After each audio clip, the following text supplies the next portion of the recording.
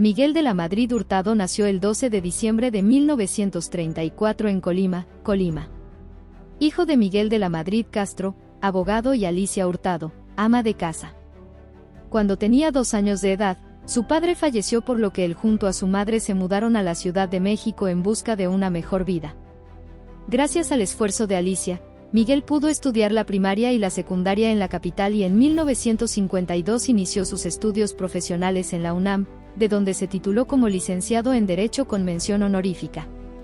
En 1957 contrajo matrimonio con Paloma Cordero Tapia, con quien procreó a 5 hijos. Pudo sostener a su familia trabajando en el Banco Nacional de Comercio Exterior y dando clases de Derecho Constitucional en su alma mater.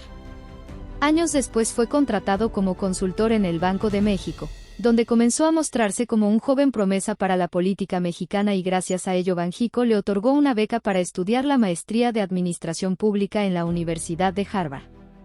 En 1963 inició su vida en la política cuando se afilió al Partido Revolucionario Institucional, animado por los discursos y el trabajo del presidente Adolfo López Mateos.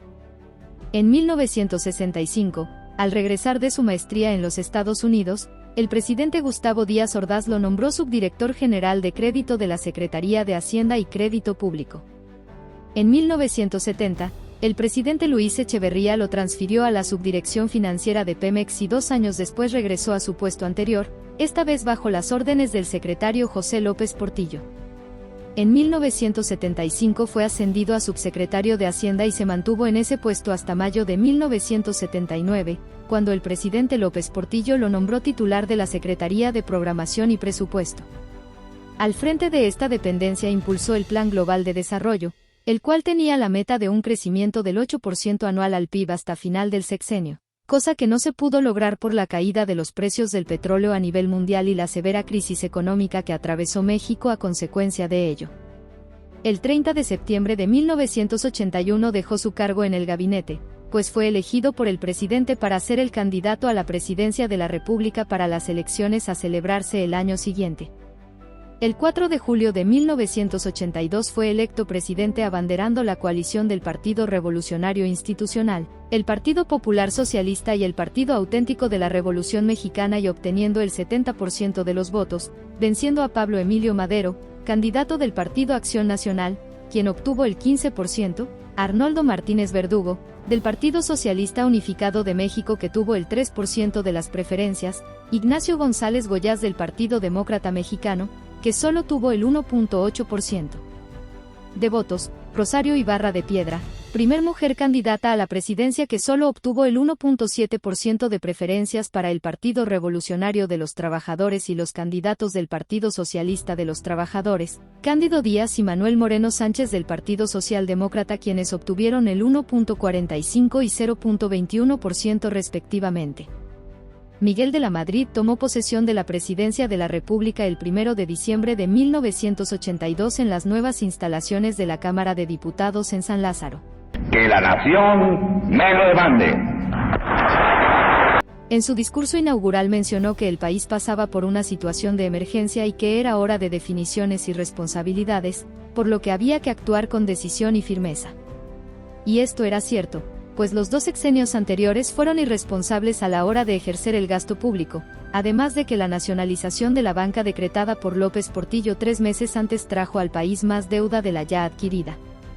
La inflación fue de 100% anual, la economía informal creció de manera exponencial, la producción cayó, el PIB sufría demasiados altibajos y el poder adquisitivo de los mexicanos estaba por los suelos.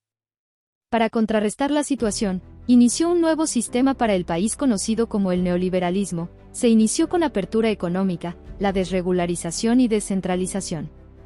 Entre las acciones tomadas por De la Madrid, estuvo la de la privatización de empresas del Estado. El número de paraestatales se redujo de 1.155 en 1982 a 413 en 1988. Esta política económica afectó a los campesinos, pues los apoyos al campo fueron reducidos, además de que la importación hundió la producción agrícola. Ante la devaluación del 3.100% del peso, el gobierno comenzó a subsidiar parte del precio de productos de la canasta básica, junto con la promesa de los distribuidores de no aumentar precios. A partir de este sexenio se comenzó a tocar el tema de la despenalización del aborto, por lo que el presidente, junto al Procurador General de la República, intentaron reformar el Código Penal del Distrito Federal para permitir el aborto durante el primer trimestre de embarazo. Esta propuesta fue ampliamente criticada por los sectores conservadores de la política y la Iglesia Católica, por lo que fue retirada. Poco a poco, la situación económica del país fue mejorando, las tasas de interés disminuían y la devaluación iba en desaceleración. También como muestra de la apertura económica que México buscaba, en 1983, iniciaron las negociaciones para que el país se uniera al GATT. El 1 de mayo de 1984, mientras se llevaba a cabo un desfile en el Zócalo capitalino, un grupo de manifestantes lanzó una bomba molotov al balcón principal de Palacio Nacional donde se encontraba el presidente junto a invitados presenciando el desfile. Tras estallar la bomba, Miguel resultó ileso, pero varios de sus invitados sufrieron heridas. Hasta la actualidad, este ha sido el último intento de asesinato contra un presidente de México. Está temblando un poquitito. No se asusten, vamos a quedarnos. Les doy la hora. 7 de la mañana, Chihuahua. 7 de la mañana, 19 minutos 42 segundos, tiempo del centro de México. Sigue temblando un poquitito, pero pues vamos a tomarlo con una gran tranquilidad. El 19 de septiembre de 1985 a las 7:19 de la mañana, un fuerte sismo de 8.1 grados sacudió la Ciudad de México causando una gran devastación y una cifra que se dice podría haber rebasado los 40,000 muertos. La reacción del gobierno para actuar ante la situación fue muy lenta e inexperta, por ello la gente tomó el liderazgo y ellos mismos con sus manos, su valentía y coraje comenzaron los trabajos de rescate y recuperación de cuerpos. El presidente no apareció a ver los destrozos sino hasta 2 días después del sismo, lo cual la gente no le perdonó. Además no permitió que el ejército ayudara a la población con los rescates en las primeras horas que eran las más importantes, así como su negativa para suspender el pago de la deuda externa para reconstruir la ciudad.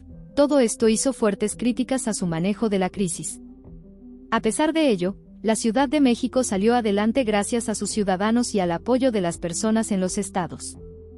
En enero de 1986, finalmente México pudo convertirse en miembro del Acuerdo General sobre Aranceles Aduaneros y Comercios, GATT por sus siglas, y que en 1994 se convirtió en la Organización Mundial de Comercio, OMC, sentando así una consolidación de la política económica iniciada en este sexenio. Después de la desgracia en el temblor del 85, México se convirtió en anfitrión por segunda ocasión de una Copa del Mundo, misma que inició el 31 de mayo de 1986 y finalizó el 29 de junio, cuando Argentina se coronó campeón. A finales de 1987, Carlos Salinas de Gortari, secretario de Programación y Presupuesto, fue nombrado candidato presidencial del PRI.